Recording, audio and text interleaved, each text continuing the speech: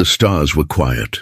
For centuries, the Zorathi monitoring station drifted along the edge of the Orion Arm, scanning the endless dark. The operators were used to silence. Nothing ever moved here, except the faint glow of dying suns and the cold whispers of cosmic dust. But tonight, the silence broke. Alarms screamed across the station. Red light flooded the control deck. Officers scrambled to their posts, their eyes fixed on the sensor board. At first, they thought it was a glitch. The reading was impossible. No ship in this sector should exist. No engine should burn so bright. Captain Valek, a veteran of the Zorathi fleet, leaned over the console. His voice shook. "Confirm this reading. Now." The sensor operator's skin paled as he checked again and again. The numbers did not change. A massive warship was moving through the void, hidden until now, and it was heading straight toward the heart of Zorathi territory. The strangest part was its signature. Its hull, its power systems, even the very shape of it. This was no alien design. It matched no known empire, but the computer spat out a chilling identification: human origin, Earth. The bridge went silent. Every officer froze. Humanity. Impossible. The humans were supposed to be weak, a young species bound to one small world. The Council had dismissed them as dreamers, dabbling in small starships, mining asteroids, and sending out clumsy explorers. They were no threat, no rival, not worth a second glance, and yet here it was. A human warship, massive, armed, moving with purpose. Captain Valek's voice dropped to a whisper. "Open a channel. Warn the Council, now." But before the signal could leave, the lights flickered. The station trembled. Something vast had just passed into visual range. Through the viewing screen, the crew saw it. A dark shape emerged from the shadows of space. Black armor glinted against starlight, a hull so large it dwarfed their entire station. Along its sides, faint blue energy shimmered, like lightning caged inside steel. Its weapons, rows upon rows of massive cannons, pointed forward, cold and silent. The warship was not moving fast. It did not need to. Its presence alone was a warning. The Zorathi crew stared in disbelief. Their ancestors had fought wars for centuries, and they had seen mighty flagships before. But this vessel felt different. It was built with one purpose only, victory at any cost, and it belonged to humanity. The crew whispered among themselves. How could the humans have built such a thing? Who had given them the knowledge?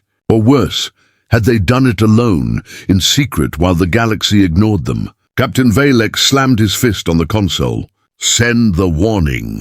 The Council must know. Before he could finish, the giant warship turned. Slowly, deliberately, its sensors locked onto the station. The bridge fell silent again. The Zorathi officers knew what that meant. They were being watched, studied, judged. One officer whispered, "It knows we see it." The comms crackled. A voice came through, distorted but clear. "This is the warship Aegis Dawn. You will remain silent. Do not interfere." The crew froze. The voice was human, calm, cold, certain. The comms went dead. Panic broke out. Officers shouted, some demanding to flee, others begging to fire the station's weapons. But Captain Valek knew the truth. Against something this size, against something this powerful, their station was nothing but dust. And then the impossible happened. The Aegis Dawn disappeared. One moment, the massive warship filled their screens. The next, it was gone. No warp trail, no engine flare, nothing, as if it had melted into the void. The alarms shut off. The sensors showed empty space. But every officer on that bridge knew what they had seen, and every one of them felt the same chill in their bones. Humanity was no longer weak. Humanity was no longer harmless. Humanity had built a weapon that could change the galaxy. Captain Valek's hands shook as he ordered the last thing he could. "Send the warning, even if it kills us. The Council must know." A transmission pulsed out into the dark, racing toward the homeworld. But as it left the station, the screens flickered again. Something was back. The Aegis Dawn reappeared. Closer this time, its massive shadow blotting out the stars, weapons lit along its hull, glowing like the eyes of a predator. The crew went silent. Every officer knew their lives were about to end, and every officer realized something worse. The humans had let them see, had let them know. This was no accident. This was a message. The last thing the Zarathi saw before the screen went white was the warship's crest, a single human hand, forged in fire, gripping a sword of light. And then the station went dark. The Zarathi station never sent another signal. To the council, it simply vanished. One moment it was alive, scanning the void as it always had, and the next, silence. No debris, no distress call, not even a trace of wreckage. But in the darkness between stars, the truth lingered. Something had destroyed it. Something vast, and at the heart of that silence, the human warship Aegis Dawn drifted, hidden again within the shadows. Its hull absorbed starlight, its engines whispering less than a ghost's breath. It was a predator in the night, moving with purpose, unseen until it chose to be seen. Inside the warship, silence ruled. Soldiers moved like machines, their steps steady, their eyes sharp. Every man and woman aboard had trained for years, preparing for a war no one else believed would come. They lived in the ship as if it were a fortress, as if it were Earth itself, steel and fire wrapped around human will. Commander Adrian Locke stood at the observation deck, staring out at the stars. Her face was calm, but her eyes burned. She knew what her crew had just done. They had silenced an alien outpost. They had drawn first blood, but she also knew this was only the beginning. "Status report," she said. Her officers moved swiftly, weapons charged. "Cloak stable. No enemy pursuit detected." The Zarathi transmission was cut before it reached their fleet. Locke's lips curved into a thin line. "Good. Then the Council still doubts, because that was the plan. Humanity didn't want the galaxy to know everything, not yet. The Aegis Dawn wasn't meant to scream its presence. It was meant to whisper, to leave fragments of fear, to let rumors grow until they became storms. But on Earth, far below the stars, the truth was no secret. From the skies above the blue oceans, orbital platforms buzzed with activity. New ships, sleek, dark, brutal, rose one by one. They were forged in secret shipyards, hidden beneath oceans and moons. Their blueprints born not from alien gifts, but from centuries of human obsession with war. Earth's leaders gathered in silence. Their faces were grim, but their voices were steady. Humanity had lived too long under the shadow of stronger species. They had been ignored, dismissed, laughed at. But now the galaxy would learn. Back aboard the Aegis Dawn, the crew gathered in the war hall. Holograms flickered, showing enemy sectors, supply routes, colonies. They studied the alien maps not with fear, but with hunger. Lieutenant Ramirez leaned forward, tapping a glowing star system. "This is where they'll send their first fleet. The Zarathi won't sit still. They'll test us," Locke nodded. "And we'll let them. But not on Earth. Never on Earth." That was the core of the plan. Humanity's survival meant keeping the fight far from home. To bleed the aliens in their own space. To strike first and strike harder than anyone thought possible. Suddenly, alarms flickered through the war hall.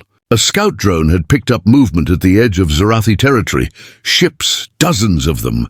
Warships bristling with guns. The alien council had not waited. They were already moving. The crew stood still, listening as the reports came in. The Zarathi coalition fleet was advancing, preparing to sweep into human space with overwhelming force. Ramirez's voice was tight. "If they reach Earth," Locke cut him off. "They won't. They'll never see Earth because we won't let them." She turned to her crew, her voice hard as steel. "Signal engineering. Prepare the cloak. We move ahead of them." The warship shifted, engines pulsing with silent fire. In moments, the Aegis Dawn was gone again, sliding between the shadows, unseen. The Zarathi fleet pressed forward, confident in their strength. Their commanders believed humanity had nothing but small patrol craft, weak colonies, and a homeworld ripe for siege. They had no idea what was already moving toward them. Hours later, the first alien fleet dropped out of warp near a barren system. The ships spread out, scanning for human outposts. Their commanders mocked humanity over open comms, speaking of an easy victory, and then silence. One by one, the alien ships fell quiet. Sensors dimmed. Engines died. Something unseen moved among them, cutting them down without a sound. On the bridge of the Aegis Dawn, Locke watched in silence as her ship dismantled the fleet piece by piece. Rail cannons tore through armored hulls. Plasma lances carved glowing scars across the void. And all the while the humans never spoke. They struck like shadows, then disappeared before the enemy could react. Within minutes, the first alien fleet was gone. Only burning wreckage remained, drifting among the stars. The crew exhaled, their faces grim but steady. They had won, but victory was not the goal. The goal was terror, and terror was spreading. Because survivors had escaped, a handful of alien ships' engines burning fled into the dark. Their commanders screamed into the void, "The humans! They have a warship! A silent warship!" Locke did not order pursuit. She didn't need to. She wanted them to run. She wanted them to tell the galaxy. But as the last alien vessel fled, something unexpected appeared on human sensors. Another fleet. Not Zorathi, not part of the coalition. Something else. Locke stared at the screen, her voice low. "Who are they?" The answer came too late. The unknown fleet lit its engines and locked weapons on the Aegis Dawn. The alien council chamber was never quiet. It was a vast hall of light and stone, where hundreds of species argued, shouted, and plotted. But on this day, the noise was different. It was fear. At the center, a massive projection of a warship spun slowly above the table. Its black hull gleamed, its weapons bristled like teeth, and its name glowed in bright letters, Aegis Dawn. The Zorathi delegate slammed his fist against the table. His scaled hand trembled as he shouted, "You see? We told you! The humans have built something that should not exist." Gasps echoed through the chamber. Other species leaned forward, their faces pale, their eyes wide. The Aegis Dawn was larger than any dreadnought they had ever seen, and deadlier. The Tharun speaker hissed, her voice sharp. "Impossible. Humanity is primitive. They mine rocks and play at science. They could not build this," the Zorathi snapped back.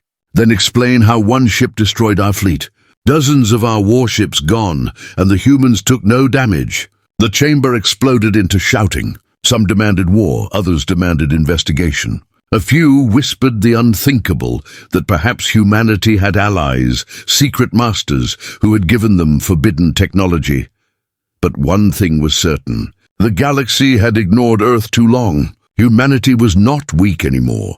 High above the noise, Chancellor Vorak of the Council raised his staff. The chamber fell silent. His deep voice rolled like thunder. Enough. Whether they built it alone or not, humanity now commands a warship that rivals our best. If one exists, more may follow. We must act. The chamber stirred uneasily. Vorak continued, "We cannot let this young species rise unchecked. If we wait, their fleets will grow. And when they grow, they will turn their eyes on us." A smaller delegate, trembling, spoke up. "Then we must strike now. Destroy them before they rise further." But another older alien shook his head slowly. "You forget what humanity is. I studied their history. They are not like us. They do not surrender. Every war they fought on their homeworld, they fought until one side was ashes. They do not break. They sharpen." The chamber grew tense. Whispers spread. Could they really risk such a war? Humanity was only one world, one sun. But if that one world had built a monster like the Aegis Dawn, then what else were they hiding?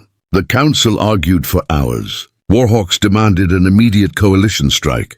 Others demanded peace, fearing humanity's wrath. But beneath all their words, one truth lingered. Unspoken but heavy in every mind.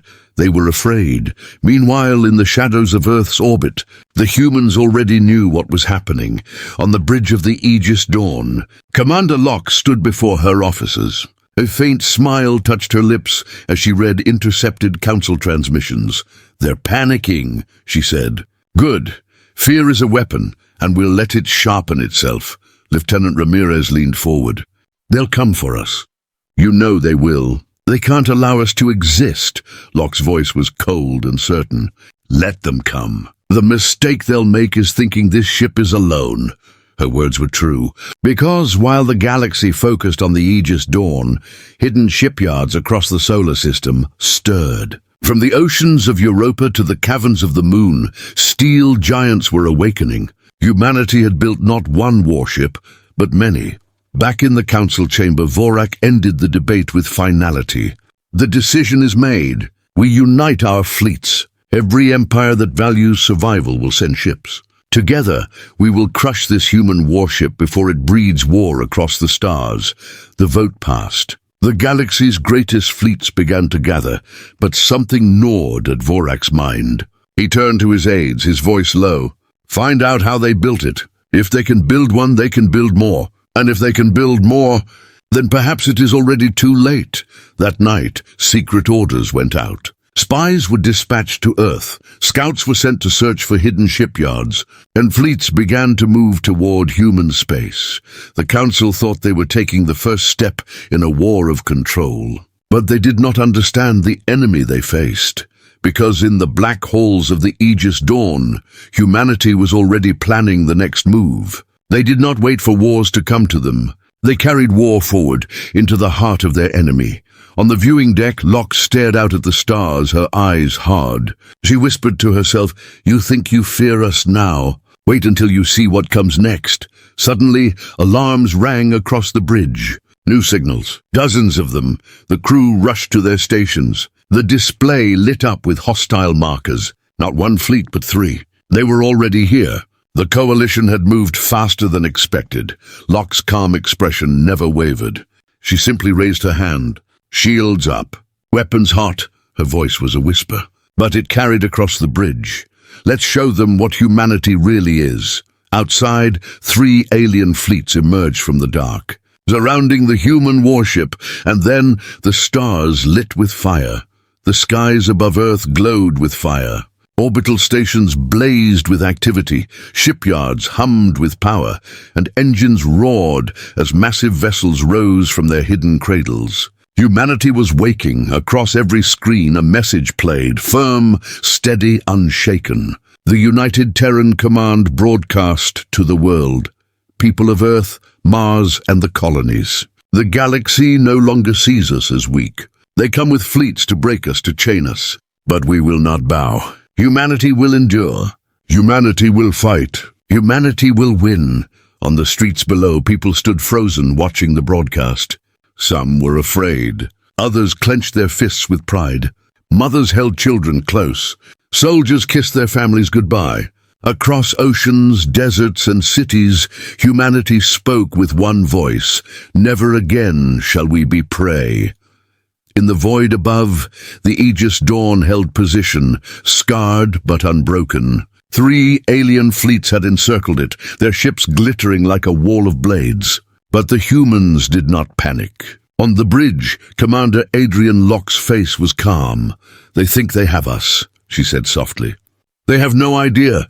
Lieutenant Ramirez stared at the tactical screen. 3 fleets against 1 ship. He trailed off, but Locke caught the doubt in his voice. "1 ship is all we need," she replied, but even as she said it, her eyes drifted toward the holographic display of Earth. She knew the truth. 1 ship could fight. 1 ship could kill. But if the galaxy truly united, humanity would need more than the Aegis Dawn. And Earth had prepared for this day. From the depths of Saturn's rings, a massive shadow stirred. Shipyards disguised as mining platforms split open, revealing colossal hulls hidden for decades. From beneath the oceans of Europa, carriers rose, dripping water as they ignited their drives. From Mars's red canyons, war factories unleashed swarms of drones and strike craft. This was humanity's secret. Not 1 warship, not 10, but fleets forged in silence. Generations had built them, engineers and workers laboring under the surface of worlds, while the galaxy laughed at the primitive humans. Now, the laughter was gone. The alien coalition fleets tightened their formation around the Aegis Dawn. On their bridges, commanders shouted orders, eager to claim the kill. To them, humanity was still prey. Dangerous prey, yes, but prey all the same. They fired. Beams of light, plasma bolts, and torpedoes streaked across the void. The Aegis Dawn shook under the onslaught, shields flaring bright. Alarms rang. The crew braced themselves, their hands flying across consoles, but Locke did not flinch. She stood tall at the center of the bridge, her voice steady. Return fire! The warship roared, rail cannons thundered, hurling metal slugs faster than thought. Plasma lances cut across the darkness, shearing alien hulls in half. Drones swarmed from hidden bays, darting between enemy ships like wasps. In moments, the battle turned. Where 3 fleets had encircled one ship, fire now consumed the void, but the aliens were not broken. Not yet. For every ship the humans destroyed, more pressed forward. They fought with desperation, knowing the Council watched, knowing failure meant humiliation. On Earth, people held their breath as reports streamed in. Families gathered around screens, watching the symbols of battle flicker on maps. Children clutched wooden toys shaped like ships. Old veterans whispered prayers, remembering wars long past, and then the message came. From Mars, from Saturn, from Europa. All ships ready. The fleet is yours, Locke's lips curved into a rare smile.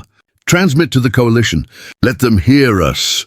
The comms officer nodded, and Locke's voice spread across the stars. This is Commander Adrian Locke of the Aegis Dawn. You thought this ship was alone. You thought humanity was weak. But we are many. We are united. And we are coming for you. At that exact moment, the void rippled. Dozens of human warships dropped out of cloak. Some were Titans, larger even than the Aegis Dawn. Others were carriers, frigates, and cruisers, each bristling with weapons. Together, they formed a wall of steel and fire that dwarfed the Coalition fleets. Alien commanders froze. Shock rippled through their ranks. They had prepared to face one ship, not an entire armada. And the sight of it, the sight of humanity's hidden power, broke something inside them.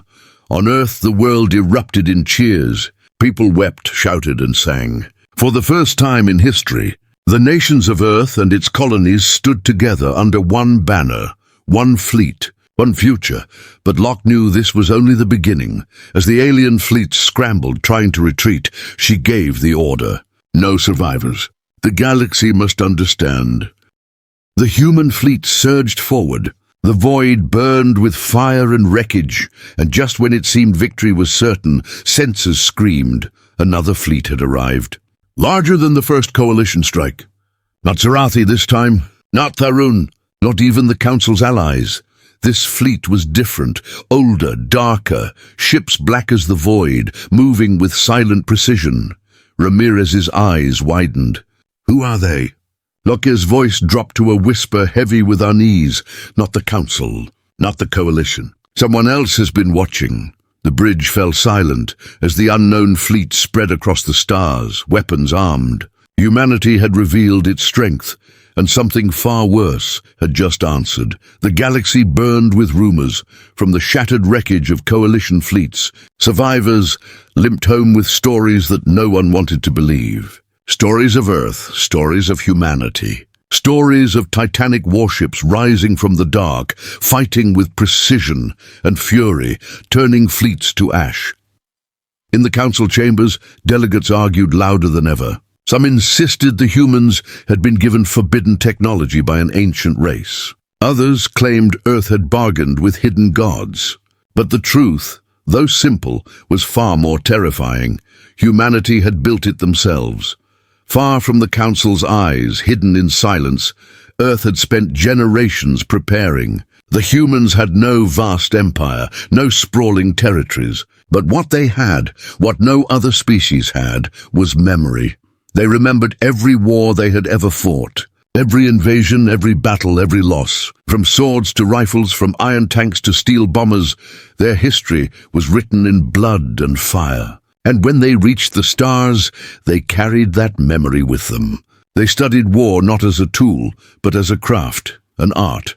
And they built, beneath the frozen crust of Europa, caverns the size of cities held dry docks where silent titans slept. In the shadows of Saturn's rings, hidden shipyards disguised as mining stations produced engines that could shake the stars. On Mars, vast foundries pounded day and night, spitting out steel for fleets no one believed existed.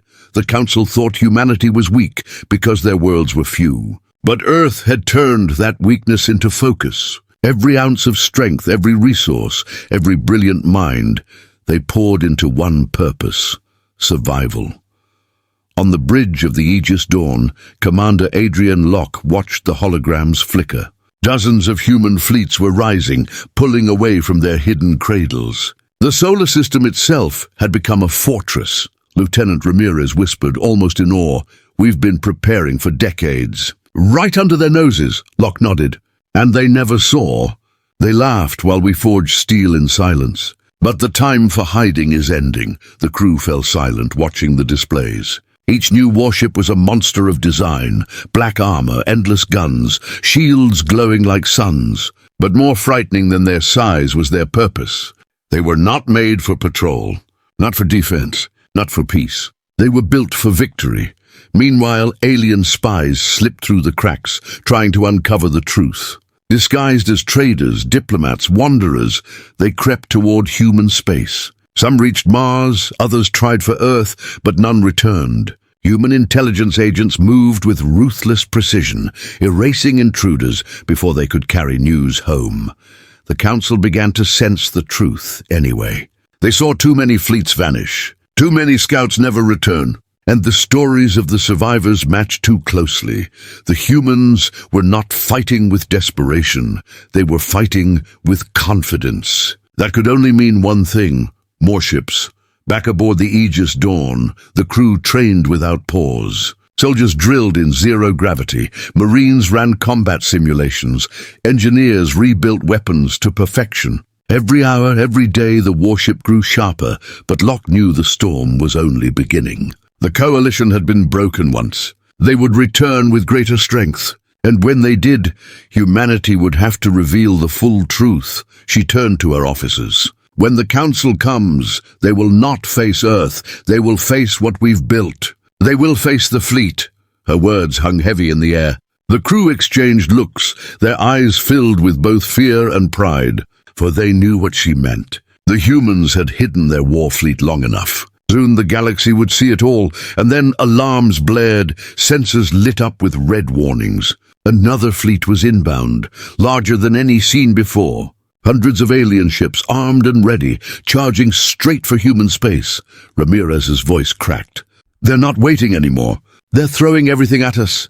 Locke stared at the screen, her expression like stone. "Good, then it ends here." But as the alien fleet drew closer, something else appeared on human sensors. A signal, massive, powerful, ancient. The officers froze. It wasn't Alien Council. It wasn't Coalition.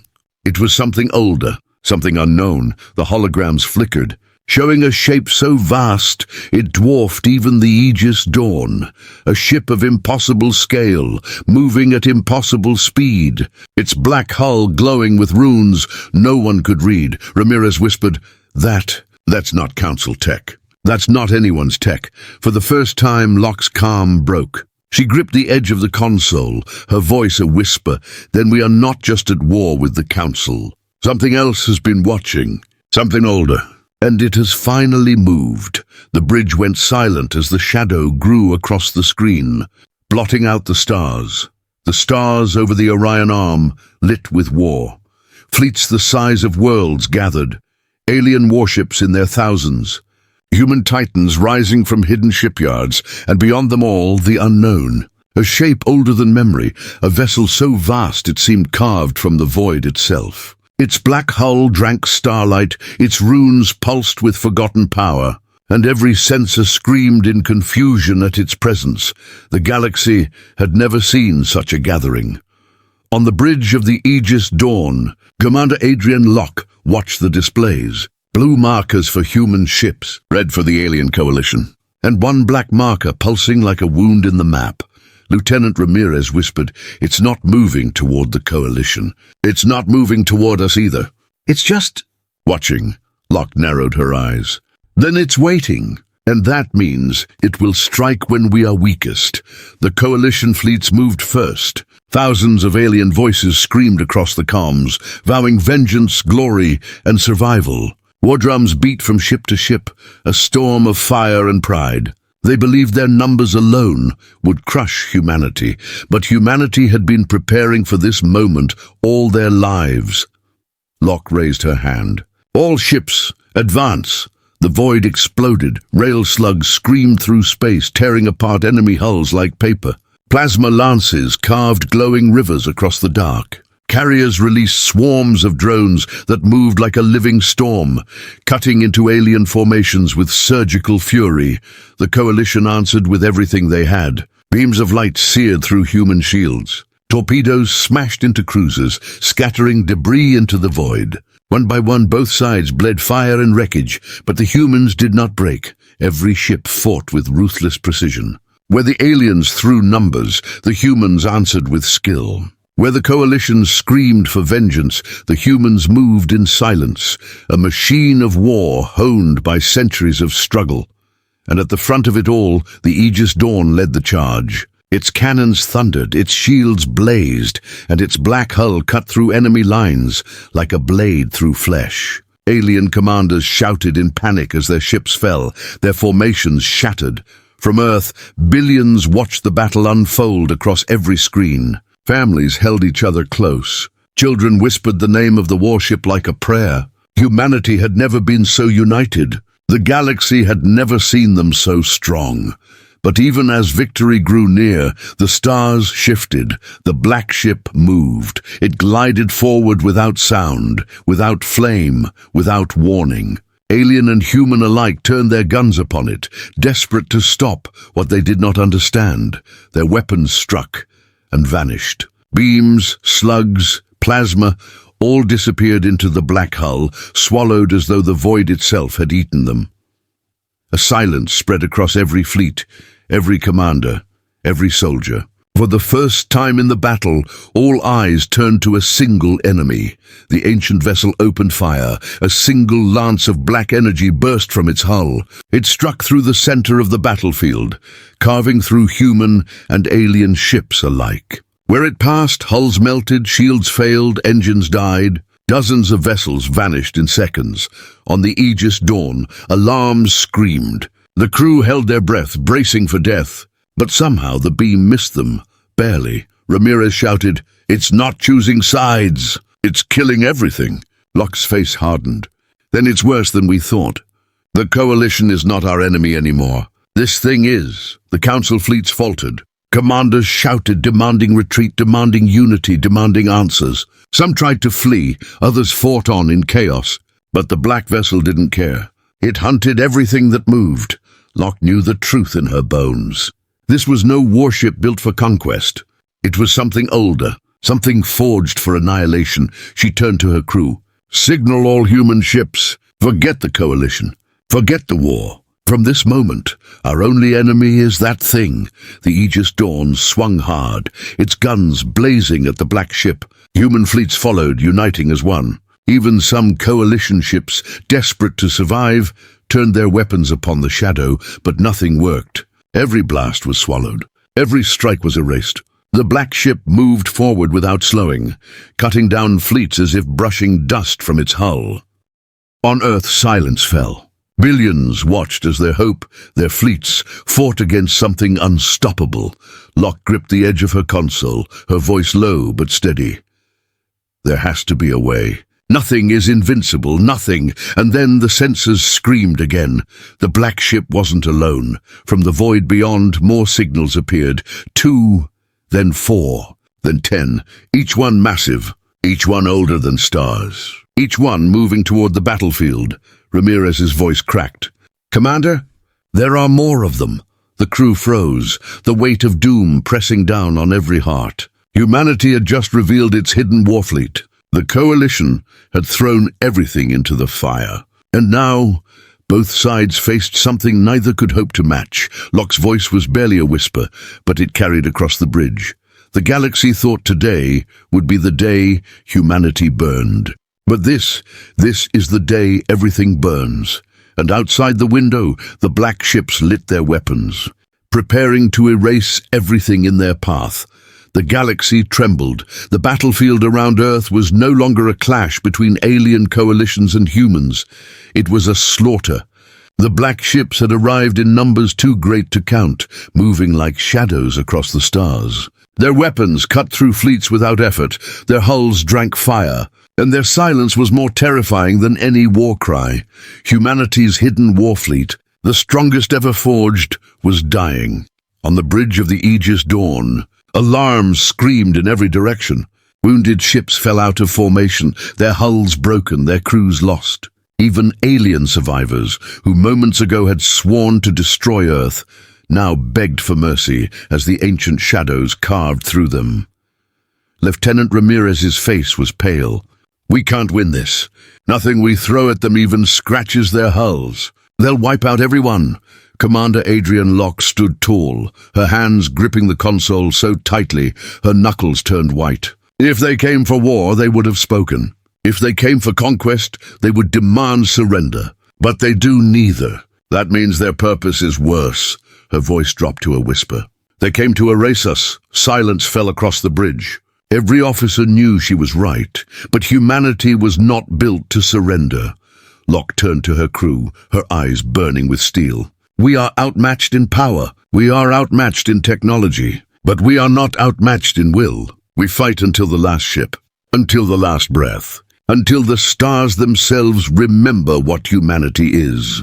All ships," she commanded, "form on the Aegis Dawn. Every weapon, every drone, every fighter. We strike together. Not as Earth, not as humans, but as one," the fleet responded. Across the solar system, surviving warships gathered, engines flaring, weapons charging. Even some alien captains, desperate for survival, joined the formation. For the first time in history, species that hated each other stood side by side, and together they charged. The black ships turned their runes toward the oncoming fleet. Shadows moved across their hulls like living storms. Then they fired. Dozens of human vessels vaporized in seconds. Alien cruisers broke apart, their crews screaming into the void. The galaxy's strongest armada should have ended there, but it didn't. Through the fire, the Aegis Dawn roared forward, its cannons spitting death, its shields glowing white-hot. Every surviving warship followed, pouring everything they had into the impossible. One black ship staggered. The crew gasped. Its rune glow flickered. Its movement slowed. Locke's eyes widened. "It can be hurt," Ramirez shouted. "But how? Our weapons barely touched it." Locke's mind raced. Then realization struck. They absorb energy, but too much at once. Too many weapons, too much force. They choke on it. They're not invincible. They're gluttons, and gluttons can drown. The command tore from her throat like fire. "Concentrate fire!" Every ship, one target. The human fleet obeyed. Hundreds of guns unleashed at once, their fury focused like a blade. Plasma, rail slugs, beams, torpedoes, all slammed into the same black ship. The void itself seemed to shatter from the force. The shadow writhed. Its runes screamed. And then its hull cracked. For the first time, one of the ancient monsters died. A cheer erupted across human comms, raw and desperate. Even the alien survivors roared in shock and triumph. The impossible had been done, but the victory was short-lived. More shadows moved. Dozens of black ships broke formation, their weapons flaring with hatred. For everyone destroyed, 10 more advanced. The humans had proven they could kill, but the enemy had proven it could not be stopped. On Earth, billions watched in horror. Families cried, soldiers clenched fists, children held their breath. The whole species stood on the edge of extinction, and then something unexpected happened. The black ships paused, just for a moment. Their weapons dimmed, their runes shifted color, pulsing in strange rhythm. Not attack, not defense. Something else, a signal. It echoed across the battlefield, across every comm, across every heart. It was not a language. It was not words. It was something deeper, something that reached inside the mind itself. The crew of the Aegis Dawn froze. Even Locke staggered, gripping the console as the voice filled her head. "You are dangerous." 3 words, nothing more. But they carried the weight of eternity. The shadows moved again, but not forward. They turned, gliding back into the void from which they came. One by one they vanished, their massive forms swallowed by darkness. The battlefield went still.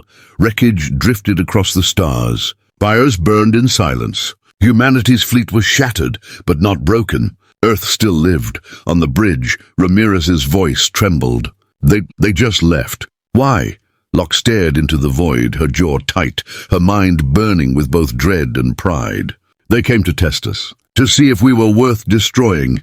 And now, her voice lowered to a whisper, now they know we are worth fearing. The camera would have zoomed out, Earth glowing below, shattered fleets orbiting above, and the vast emptiness where the shadows had gone. Somewhere out there, the ancient enemy still waited, but humanity had survived.